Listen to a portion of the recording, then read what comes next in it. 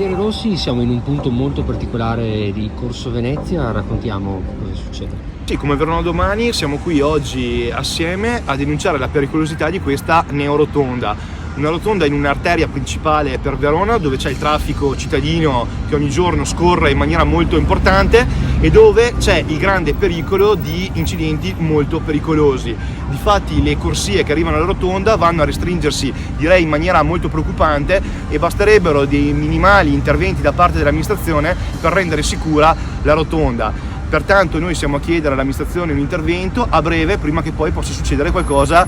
di irreparabile. È stata votata nel Consiglio della settima circoscrizione grazie al capogruppo Alessio Carbon una mozione approvata all'unanimità che chiede queste migliorie e altrettanto faremo in Consiglio Comunale chiedendo all'amministrazione appunto un intervento in tal senso.